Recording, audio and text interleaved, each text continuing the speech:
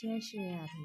हमारी देवभूमि उत्तराखंड में अनेकों लोक कथाएं हैं, चाहे हमारे देवी देवताओं से जुड़ी हुई हैं, चाहे हमारी परंपराओं से जुड़ी हैं, या हमारे में पाई जाने वाले कतु सारे पक्षी, नौल, धार, फूल के कला दग जुड़ी हुई हैं।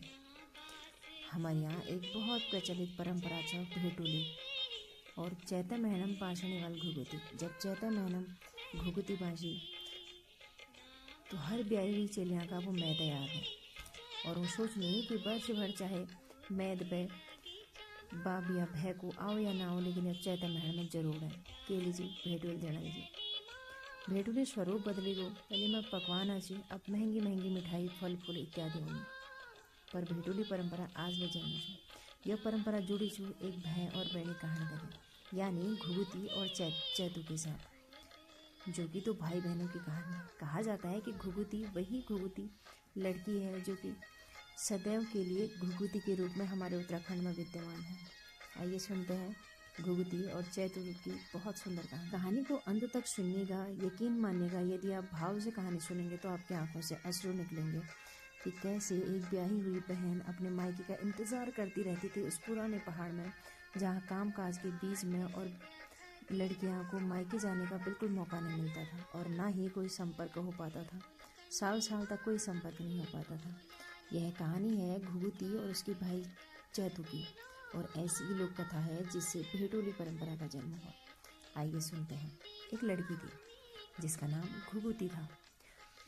पहाड़ में रहने वाले थे। उसका भाई था चैतू। दोनों बहुत प्रेम से रहते थे, दोनों भाई बहन। चैतू अपनी बहन के पीछे पीछे ही रहता था क्योंकि माँ बाप काम में व्यस्त रहते थे। अक्सर ऐसे ही पुराने पहाड़ी हमारे गृहस्थी में ऐसे ही होता था, क्योंकि माँ बाप काम में व्यस्त रहते थे, क्योंकि घर का काम ही इतना होता था, खेती बाड़ी सब कुछ। और जो बड़े भाई बहन होते थे वो अपने छोटे भाई बहनों को देखा करते थे। ऐसा ही था चैतू और घुघुती का रिश्ता। लेकिन आज उनके घर में बहुत हलचल थी, बहुत सारे लोग आए हुए थे, घर पूरा सजा धजा था, अलग ही माहौल था। नीचे बहुत सारी औरतें पकवान बना रही थी, कोई पूरी बना रही थी, बड़े बना रही थी। इतने में चैतू की माँ उससे कहती है कि जा अपनी दीदी को बुला ला, और वह पीली साड़ी पहनी हुई तैयार हो रखी थी। अंदर पंडित जी मंत्रोच्चार कर रहे थे। इतने में चैतू भागता हुआ जाता और अपनी बहन से कहता है कि दीदी दीदी तुझे माँ बुला रही है, नीचे बहुत सारे पकवान बन रहे हैं, शायद तुझे खाने के लिए बुला रही है। तब उसकी दीदी की सहेलियाँ कहती हैं कि चैतू यह सिर्फ पकवान नहीं है, अब तेरी दीदी की शादी होगी और तेरी दीदी तुझे छोड़कर हमेशा के लिए चली जाएगी। चैतू बहुत रोता है, अपनी माँ से पूछता है। फिर छोटा बच्चा था, माँ उसे किसी तरह समझाती है, टाल मटोल कर डांट कर भगाती है। घुघुती की शादी हो जाती है और घुघुती का ससुराल बहुत दूर होता है, जहाँ जाने में बहुत टाइम लगता है। पुराने समय में संपर्क का कोई साधन नहीं था। चिट्ठी होती थी जो कि महीनों में एक जगह से दूसरी जगह तक ट्रांसफ़र होती थी। घुघुती की शादी हो गई। चैतू हर बार कहता अपनी माँ से कि दीदी कब आएगी, दीदी कब आएगी। दिन, हफ्ते, महीने, साल बीतने लगे, पर घुघुती नहीं आई। वह पहाड़ों के बीच अपनी गृहस्थी में इस कदर उलझी हुई थी कि उसे कभी अपने मायके जाने का समय नहीं मिला। धीरे धीरे छोटा चैतू अब बड़ा हो गया, अब वह अकेले जाने लायक हो गया, और अब लेकिन उसके दिमाग से बस एक ही बात थी कि उसे अपनी दीदी से मिलना है।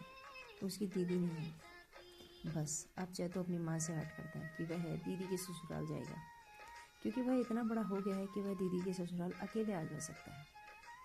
और छोटा चैतू दीदी के ससुराल जाने की हट से अपनी माँ को मना लेता है, और माँ उससे कहती है पर तू जल्दी आना, क्योंकि मैं घर में अकेली हूँ और उसे ज़्यादा परेशान मत करना। उसकी माँ अपनी बेटी के लिए एक सोने की चैन, एक टोकरी में, जिसे पहाड़ी में छापड़ी कहते हैं, उसमें बहुत सारे फल फूल, कपड़े, पकवान, पहले से पूरी, खजूर, पूरे बड़े ऐसे पकवान बनाकर भेजे जाते थे। सारी चीज़ें, साग सब्जी, जो जो कुछ था, दूध दही, सब एक टोकरी में भर छोटे चैतू के सिर में रख देती है और चैतू से कहती है कि वह जल्दी लौट आए। चैतू के मन में उत्साह भी था, प्रसन्नता भी थी कि वह इतने सालों के बाद अपनी दीदी से मिलने के लिए जा रहा है। चैतू बहुत देर तक चलने के बाद बहुत थकान भी हो गई थी, अपनी बहन के घर पहुंचा। वह बहुत खुश था कि वह आज अपनी बहन से मिलेगा।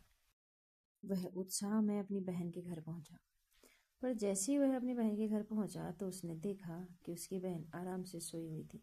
दिन भर का काम करने के बाद थकान से थकी हारी घुघुती अभी आराम कर रही थी। उस समय में ये भी था दिमाग में कि सोए हुए आदमी को जगाते नहीं है, पाप माना जाता है। चैतू वहां पहुंचा, बैठा, उसकी बहन सोई थी। बहुत देर तक चैतू बैठा रहा पर वह नहीं उठी। फिर चैतू को यह भी चिंता सता रही थी कि उसकी माँ ने कहा था कि जल्दी लौट आए, वह घर में अकेली है। चैतू ने अपनी माँ की दी हुई सोने की चैन उसके गले में डाली, अपनी दीदी को पहनाई। जो टोकरी ले गया था उसे पहले से दीवारों पर एक अलमारी टाइप की बनाई जाती थी जिसमें सामान रखा जाता था। वहां वह टोकरी रखी और एक चिट्ठी लिखी कि मैं आया था, मैं सामान दे गया, तू सोई थी, ऐसा। भाई के जाने के बाद घुघुती की नींद खुली। उसने अपने गले में सोने की चैन देखी तो वह थोड़ा घबरा गई। फिर उसने देखा कि सामने एक टोकरी रखी हुई है और वहां पर एक चिट्ठी भी रखी हुई है। जैसे उसने चिट्ठी पढ़ी, उसको जैसे यह पता चला कि उसका भाई आया था, वह फूट फूट कर रोने लगी। वह सब कुछ भूल गई। जो दर्द इतने सालों से अपने मायके न जाने का उसके अंदर था, वह बहुत जोर जोर से रोने लगी। उसके आंसू इस कदर बहने लगे कि जिनकी कोई सीमा नहीं थी। और उसकी इस पीड़ा ने एक जो सदैव सदैव के लिए वाक्य, जो एक क्या कहूँ उसको, लोकोक्ति कहूँ या क्या कहूँ, जो हम खेल खेल में घुघुती बासुती को जन्म दिया। यानी मैं घुघुती, भय भूको मैं सूती।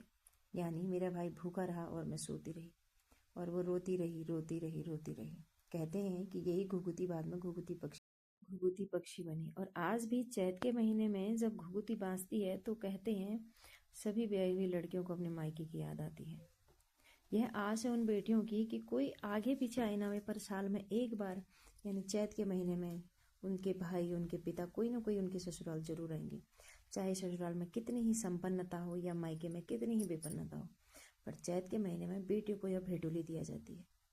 भेटुली का स्वरूप बदल गया। पहले से पकवान, पूरी, बड़े इत्यादि दिए जाते थे, अब महंगी महंगी मिठाइयाँ, पैसे, साड़ी, सब कुछ दिया जाता है। पर भेटुली की परंपरा आज भी चली आ रही है।